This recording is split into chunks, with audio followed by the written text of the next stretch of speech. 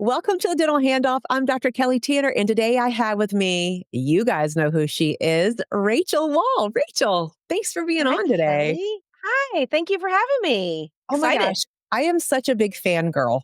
Oh, thank you. I That's really nice. am. You have been showing up for a long time now for hygienists in the Yes. dental industry. So thank you for the work that you and your team do.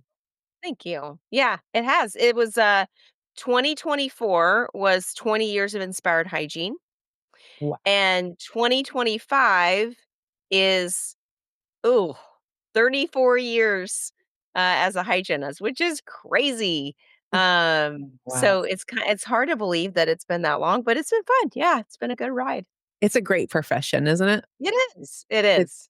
absolutely the best. So we always start with the question, Rachel. Why hygiene? Did it choose you? Did you choose it? Yeah, that's a good question. So I've said before, I'm not the hygienist that, came to dental hygiene because of some traumatic life event. I didn't fall off a horse and have my smile rebuilt and that's what drew me to dentistry. I was kind of an aimless high school student, did okay.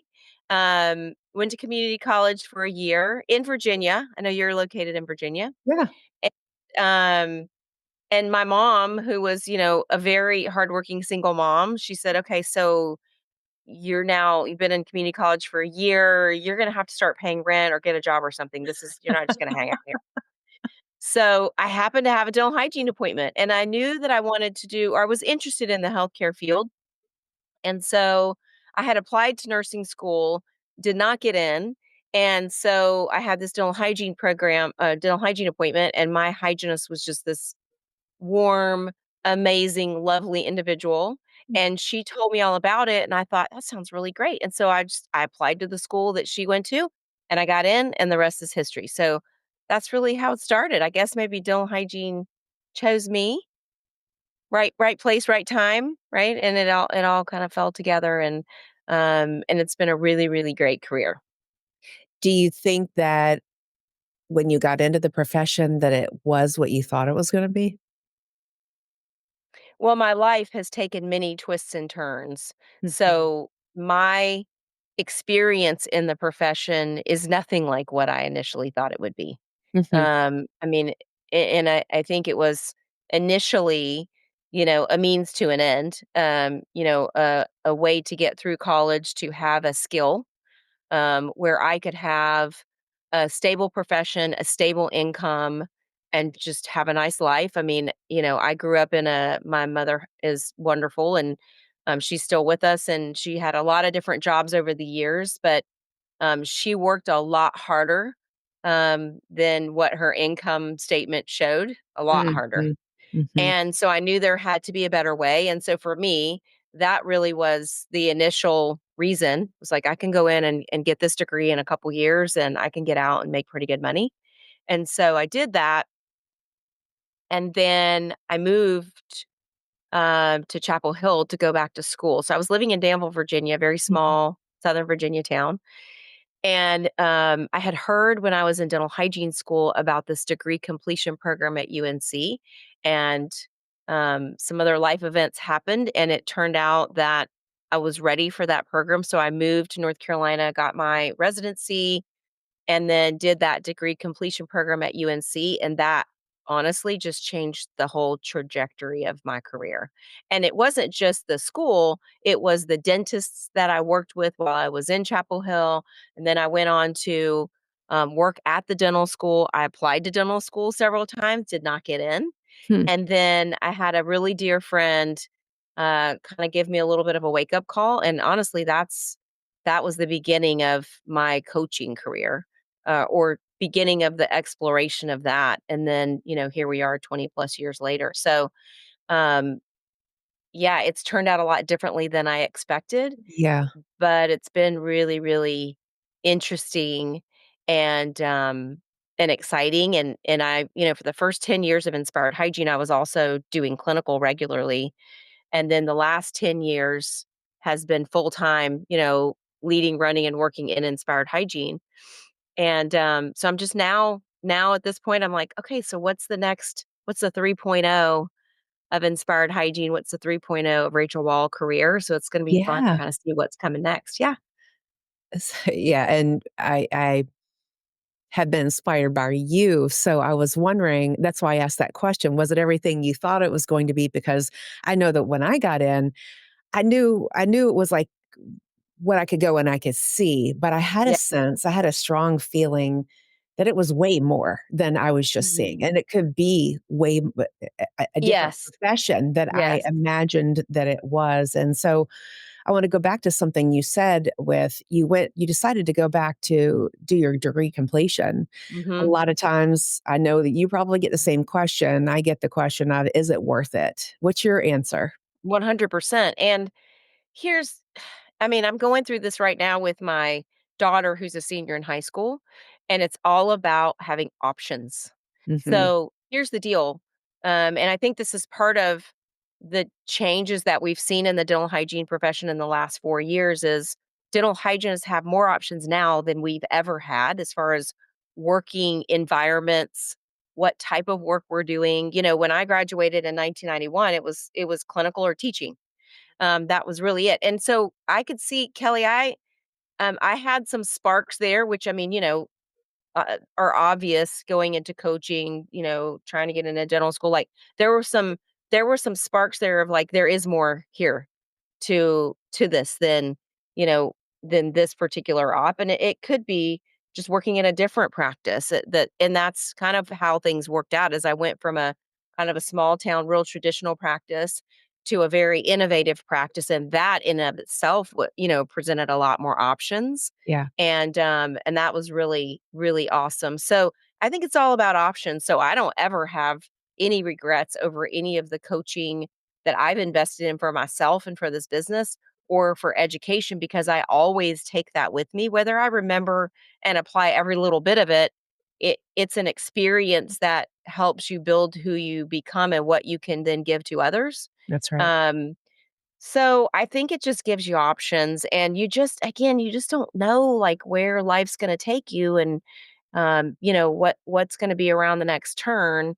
And there are some roles for dental hygienists that do require you to have a bachelor's degree. And Mhm. now it's all online. Most of it's online. In fact, I think UNC, I don't think they have their in-person degree completion program anymore. I think they have an online version, but for me, that was really neat because I didn't I saw some of my friends going and having the traditional college experience, and mine certainly wasn't that, but I got to be on campus. I got to, like, feel what it was like to be, at a university like that, and I'll never forget that. It was a really neat part of my life, and Yeah. I was able to work as a hygienist and, pay all my bills while I was in school full time, and that I'm glad I did it the way that I did it. Yeah.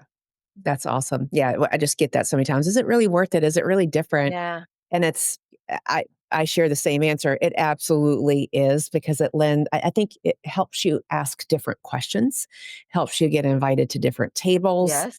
Um, it Oh, changes your outlook on everything. yeah. Well, that's what I was gonna say too, and I think I made a note in the pre-show, we were talking about having a growth mindset.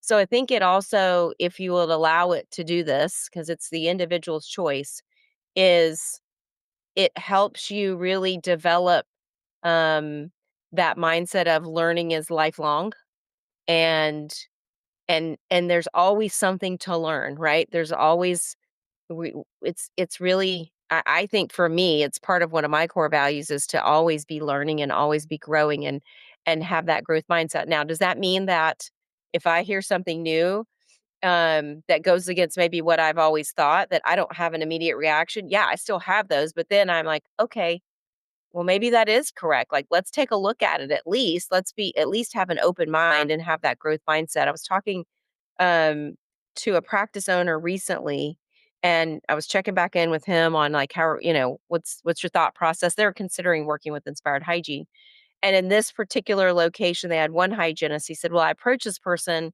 and their response was, I don't need somebody to tell me how to do my job." Well, it's I get it. Like they don't know much about Inspired Hygiene, right? So I gave him a couple resources. I was like, "Hey, here's a podcast, here's this," and see what how the conversation develops. But I think I'm always like, tell me how to do my job better. Like, what else is out there? What can I be doing better? How can I be providing a better service? How can I be doing this more efficiently? I'm constantly looking at that. And I think it starts with those educational experiences Yeah, for and me. I think, Rachel, too, it's your mindset and how you approach life, because when you Yes. approach it in an open way to learn and say, "You know what? This may not be the way that I learned, but I'm growth mindset. I'm here to receive Yes. better." It doesn't have to be this or that. It could be this and that. That's right. And it doesn't have to I think one of the things too, uh, whether it's any type of coaching, um, is that many times the individual that's receiving it, or sometimes the individual that's receiving it assumes that that means what the way that they were doing it before is wrong, Right? Yeah, you're right. where that's not necessarily the case. It could just be, "Hey, this has worked for this period of time." We're in a different people are making decisions differently right now. People are running their businesses differently right now. People are running their lives differently than they did 5, 6, 7 years ago. It's just a fact. And and I think that that's true. I've heard this, I don't know that I can articulate this correctly, but like every 7 years, like we have some kind of big reset, Yeah, in the yeah, universe, in the world, in our lives. And I've looked back at things, I'm like, huh, that's fairly true. And so it doesn't mean that just because you're hearing a new way of doing things makes you wrong. It's like, how can I layer that on top of the experience that I already have? And could this help me do this with more ease? Could it help the outcome improve? Um, and could it just maybe even breathe some new life into the things that I've always done and will continue to do? yeah, and I step back from that too because I had the same experience when Mm, I go into practices, and sometimes the hygienists I'm are sure you very, do.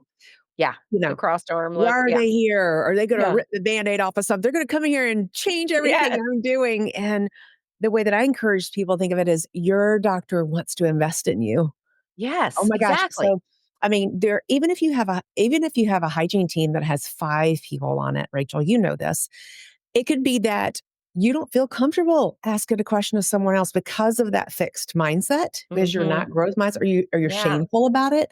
Whereas yeah. if another unbiased person came in and said, "Hey, talk to me about that," or "How can I support Hmm. you in that way?" Where you go, blah, blah, blah, blah, blah, and Yep. then you get your answers from that person, and it becomes the best thing that happened in your career because it helps to change your thinking. Because when you change your thinking, you change your thinking, right? Actions. Yeah, And then yeah. that affects everything. And you and I don't know, we haven't been inside each other's work in detail, but I know for a fact that this is and that you've gotten that feedback Mhm. with people that you've worked with. Like, "Oh my gosh, now I feel like I have this renewed sense of energy around what I'm doing," because sometimes the way that we've always done things is not the easiest way, and it's not getting us the results, and you feel like you're on a hamster wheel. And what I say is a lot of times the hygienists have the same or similar concerns of the dentist about the way things are running in the hygiene department. They just don't always know that it can change. Yeah, They don't know that it could be any different, or that's like, there's how would this even change? Like, I don't even know where to start. yeah. So sometimes bringing in an outside eye, I would say always bringing in an outside eye is great. I just did this recently, and I've done it my whole career, but I just did it recently. Um, with working with somebody to help just look at like my sales process because it needs to change. And so I tweaked a bunch of things and I think it's flowing better and there's more understanding. And because I can't do things the same way that I've done them for 20 years. It doesn't work. Yeah. People evolve and things are changing. So, and it was the outside eye of showing me like, well, it's clear to you because you're saying this every day, but it's not clear to the listener. Yeah, yeah, Yeah. yeah. It's and that transfers to you, the patient, doctor, team, and how you do, and are you who you think you are in that way? Could you be Mhm. better? And Mhm. Yeah. I think all of us are in this profession because we love to serve, and Mhm. I know for me, I think that I mean, you and I don't know each other very well, but our heart is in what we do, and Yep. it feeds our soul to know that we're making a difference. And I know Mhm. that if I am getting better, that I am going to be transferring that knowledge Yeah. and that that skill set that, like you said, that growth mindset, that Yeah. continued learning Yep. to everything that I touch around me. Mhm.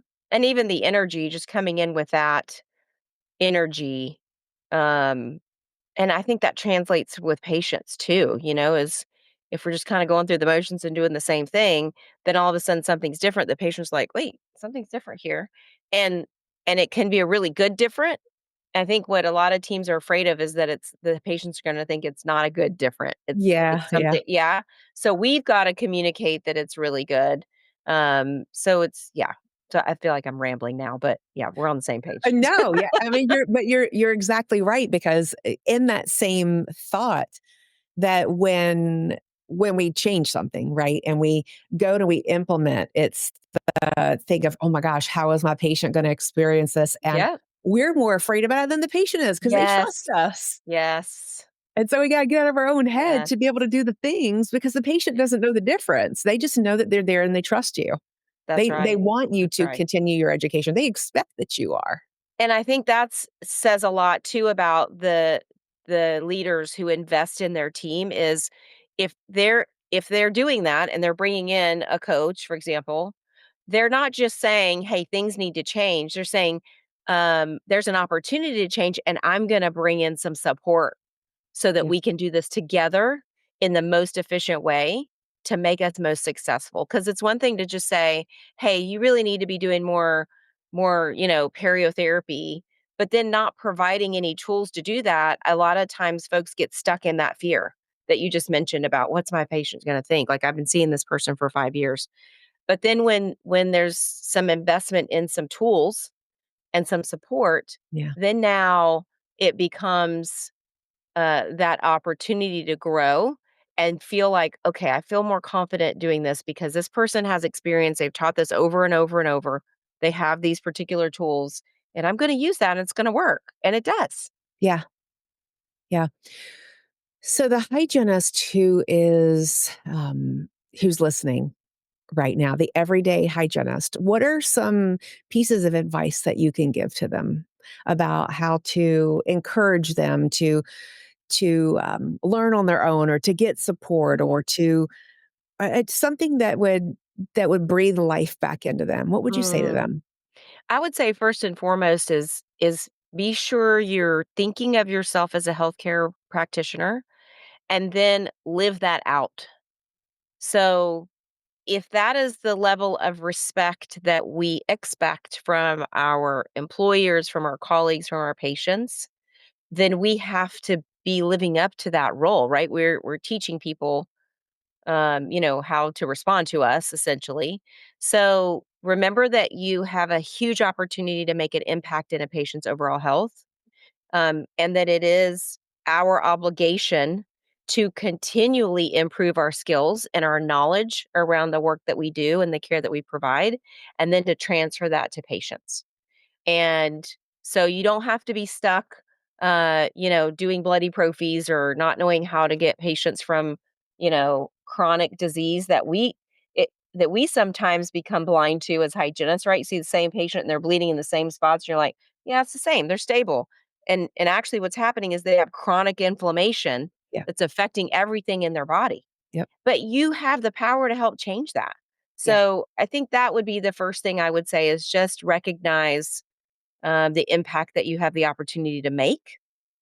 Um, and I would also say, like, there are so many opportunities for learning and growth right now for dental hygienists, whether it's you or me or any number of other phenomenal educators that are out there.